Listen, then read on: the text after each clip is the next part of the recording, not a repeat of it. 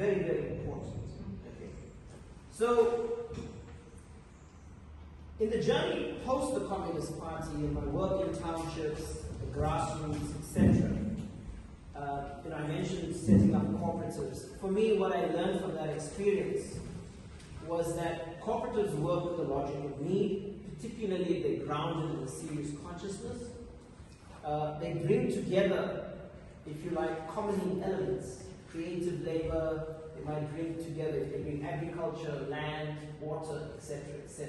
That for me was very, very important. But I also recognized that in the context of the climate crisis and my earlier work around environmental justice, I was part of the Eco Village, the Greenhouse Project in the early 90s, etc. Recognizing that environmental justice, very critical, because you're looking at how capitalism and its externalities or its environmental contradictions are impacting society, but it was limited. Environmental justice was too limited for me. And I think in the journey that I've gone on, ecological justice becomes more and more important, also as part of rethinking socialism. And ecological justice begins, for me, to think about the web of life in a much more comprehensive way. And to place humans in this larger web of life. If you like, ending human exceptionalism. We have differences with other life forms and so on. I don't want to get too heavily into it.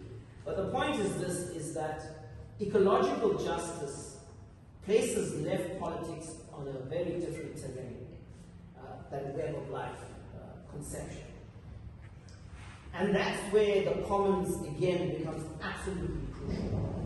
The commons is crucial for biodiversity, for instance. Okay? Our oceans are dying, ladies and gentlemen.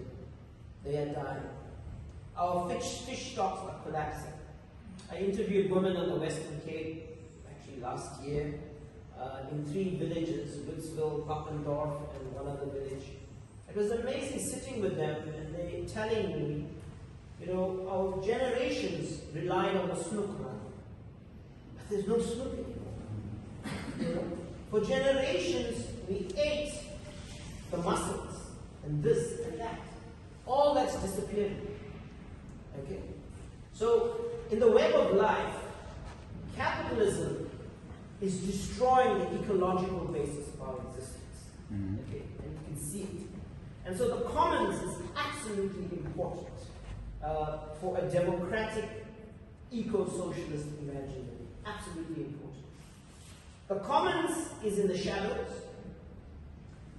Because we've had a modernizing imaginary shaping South Africa, at least for the past 2.5 centuries, we've had a Eurocentric imaginary which was about the enclosures, going back to Van Riebeck and so on.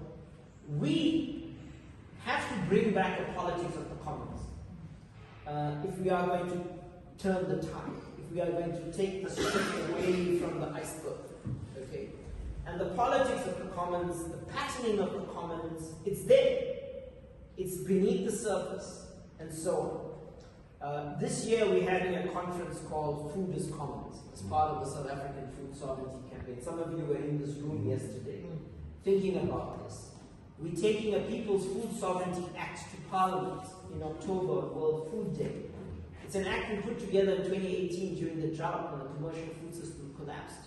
We are revising it. The People's Food Sovereignty Act, which is a democratic systemic reform, is calling for a commons approach to the food system. So it's very, very relevant. It is a crucial idea for a transformative left, for a new politics. Thank you so much.